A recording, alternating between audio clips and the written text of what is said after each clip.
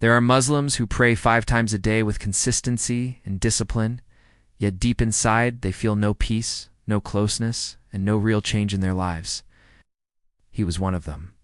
From the outside, he looked like someone who had everything under control, because he showed up to every prayer, fasted in Ramadan, gave charity quietly, carried himself in a way that made people assume his faith was strong. But when the night became silent, and he was alone in his room, staring at the ceiling in the dark, there was a quiet emptiness in his chest that he could not explain to anyone. It wasn't doubt, and it wasn't disbelief, because he still believed deeply.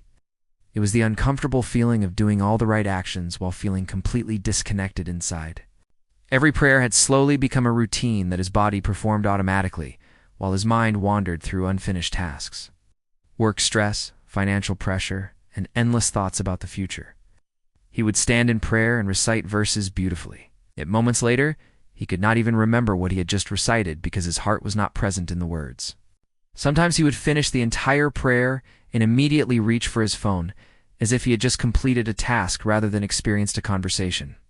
One evening after Isha, instead of walking out with everyone else, he remained seated in the quiet masjid while the lights dimmed and the footsteps of others slowly faded away. In that silence, he asked himself a question he had been avoiding for months. If he stopped praying tomorrow, what would actually change in his daily life? The answer came too quickly, and that frightened him more than the question itself, because his job would continue. His income would continue, his relationships would continue, and nothing visible would collapse. That realization forced him to admit that prayer had become a habit without depth, a structure without presence, and a responsibility without connection. Days passed, but that question kept echoing in his mind every time he stood to pray and felt the same mechanical rhythm repeating itself. Then one morning, his alarm rang for Fajr at 5:08 a.m. And as he opened his eyes and looked at the glowing screen in the darkness of his room, he felt the familiar temptation to turn it off and sleep a little longer. His bed was warm, the room was quiet, and his body felt heavy from the previous day. So convincing himself to delay the prayer seemed easy and harmless.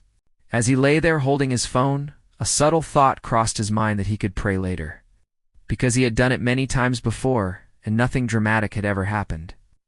But another thought followed immediately, one that felt deeper and more serious. What if one day he did not wake up at all? That single idea removed the comfort from his bed and replaced it with awareness. So he sat up slowly and walked to make wudu without rushing. Instead of scrolling through notifications or replaying conversations in his head, he allowed the silence of the early morning to remain undisturbed.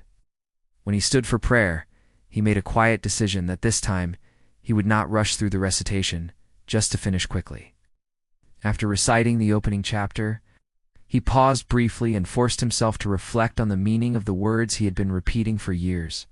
When he said, "Guide us to the straight path," he realized that he had been asking for guidance daily, without truly thinking about what guidance meant for his own life choices.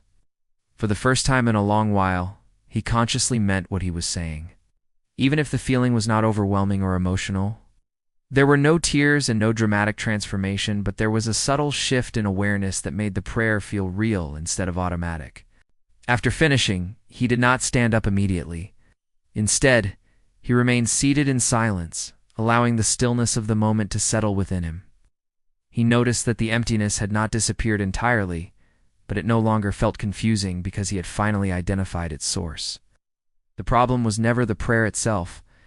It was the lack of presence, the habit of performing without attention, and the distraction that had slowly taken over his focus. That morning, he decided that instead of increasing the length of his prayers, or adding more voluntary acts, he would concentrate on protecting his attention during the ones he already performed. Before each prayer, he began placing his phone in another room so that no vibration or notification could interrupt those few minutes. At first, this small change felt uncomfortable because he had grown used to constant stimulation and background noise, filling every empty space. However, within days, those quiet minutes began to feel like the only part of his day that was not competing with anything else. He also stopped rushing into prayer at the last second, and instead gave himself a few moments beforehand to breathe and reset his thoughts. Gradually, he began understanding that the quality of prayer was not measured by speed or length, but by awareness and intention. Weeks passed, and while his external life remained busy and demanding, something internally started to stabilize. Stress still existed, responsibilities still existed, and challenges did not disappear, but prayer no longer felt like a burden squeezed between obligations. It began to feel like a pause button that allowed him to step outside the noise of life and regain perspective. There were days when focus was still difficult, moments when distractions returned, but he no longer felt completely detached. Instead of asking why he felt nothing, he began asking how he could improve his attention the next time he stood in prayer.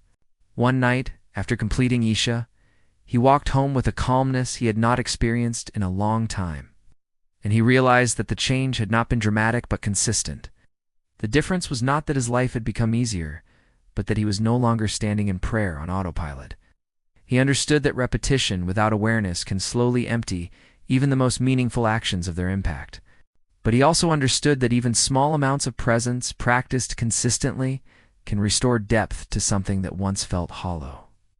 If you've ever finished prayer and felt unchanged, or stood reciting words while your thoughts were somewhere else entirely, you are not alone in that experience. The feeling of distance does not always mean a lack of faith. Sometimes it simply means that distraction has been allowed to grow unchecked.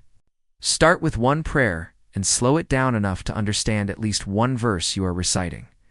Remove one distraction, even if it is only for a few minutes, and give your full attention to the words you are saying. Because sometimes the space between emptiness and peace is not measured by effort, but by awareness. And awareness can always be rebuilt, one sincere moment at a time.